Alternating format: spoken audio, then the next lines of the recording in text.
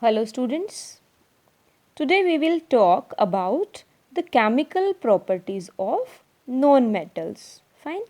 First is the property of non-metal when it reacts with the oxygen.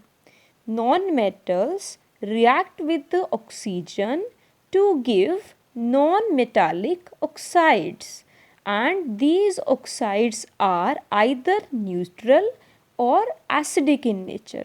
Fine.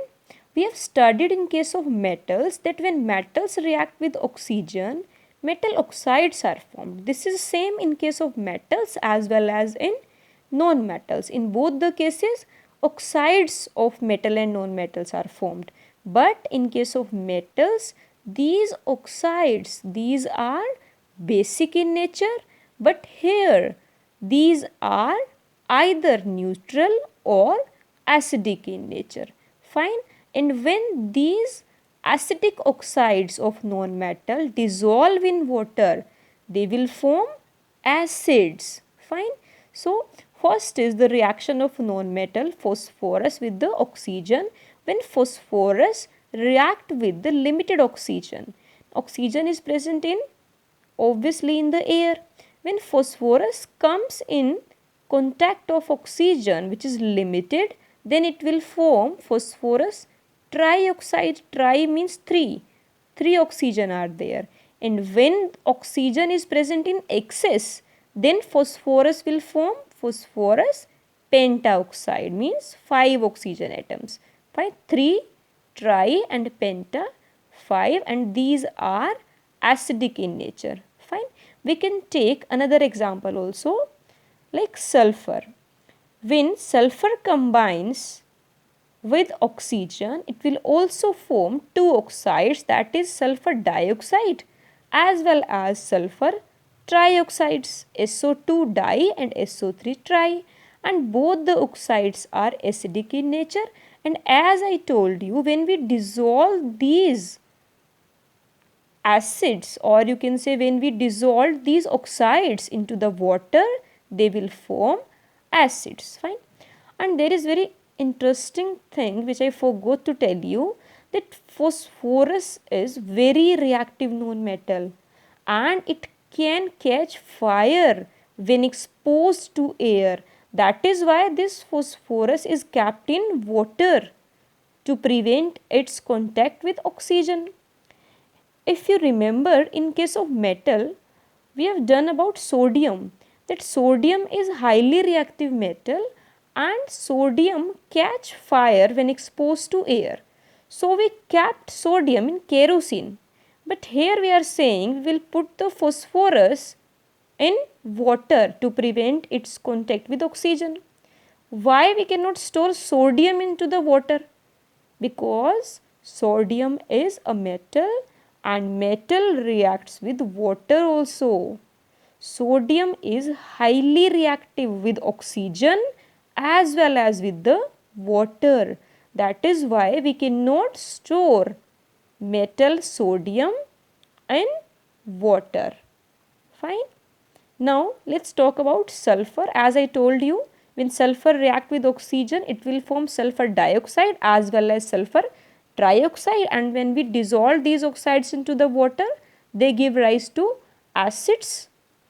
See, this is the reaction, sulfur trioxide, and when dissolved into the water, sulfuric acid H2SO4 is formed. अगर आपको acidic rain का concept मालूम है, उसमें क्या होता है, जब सल्फर एक नॉन मेटल है जो कि जब वो रिएक्ट करती है एयर के साथ, इन दैट केस क्या बनेगा, आपका सल्फर डाइऑक्साइड बनेगा या सल्फर ट्राइऑक्साइड बनेगा. फिर जब रेन होती है, रेन में क्या है, वाटर है ओब्वियसली, तो जब ये सल्फर डाइऑक्साइड या ट्राइऑक्साइड बारिश के पानी से कॉन्टेक्ट करेगा तो क्या बनेगा, sulphuric acid, nitric acid etcetera, है ना, and that is very harmful. Fine. Now next is the hydrogen. These oxides are acidic in nature, and I told you that oxides are neutral as well. Fine.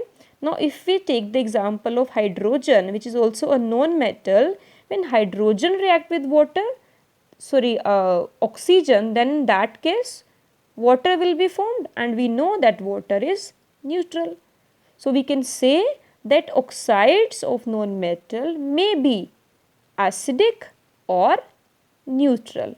Now let's prove this with the help of an activity, and the activity is like same as we have done in case of metals. We will use an indicator over here, fine. And I told you that what is the property of blue litmus? If the solution is basic, then blue litmus will be blue in color, but if the solution is acidic, blue litmus turns into red color, fine. So let's perform our activity. Firstly, we will take a small amount of sulfur powder in a deflagrating spoon. What is deflagrating spoon? A spoon having long handle. This long handle और यहाँ पे जो ये loop बना है, हम यहाँ पर small amount of powder ले सकते हैं. Find the spoon having this long handle is called as deflagrating spoon. So firstly we will take sulfur powder in this loop, then we will heat it. Why we are heating it? Because we are treating this sulfur powder with oxygen, fine. Then as soon as sulfur starts burning, we will introduce this spoon into this jar, fine, and then we will cover the jar with the help of a cover. Then what happens? Reaction will take place, fine. Now we will remove the spoon and then we will add 5 ml of water into the jar, because reaction हो चुकी है इसके अंदर. Sulphur और oxygen combine करके sulphur dioxide या trioxide बना चुके हैं. अभी हमें यहाँ से स्पून को रिमूव कर देना है और 5 ml वाटर को पोर करना है, fine. Then we will replace the glass cover. We will shake the jar and then we will add blue litmus, about 1 ml of blue litmus solution into it, and we will shake it and then we will observe the color, fine. If the color turns red, that means it is acidic. If not, that means it is basic. So what we observe? The solution of oxides of sulfur turns blue litmus into red. That means the oxides of sulfur are acidic in nature, fine. So this was the reaction of non-metals with the oxygen. Second chemical property is the reaction of non-metals with the water. And non-metals generally do not react with water under normal condition. As I told you that we kept phosphorus in water to prevent them from fire, because phosphorus is highly reactive with water. Sorry, not water, with air. So non-metals generally do not react with water. Next property is the reaction with acids. Non-metals do not displace hydrogen from dilute acids. What it means? When we treat the non-metals with any acids like H2SO4, then these non-metals cannot replace H2 from H2SO4. That means non-metals do not react with acids. Next is the reaction with base. Reaction of non-metals with base are very complex in nature, fine. So we cannot study these reaction over here.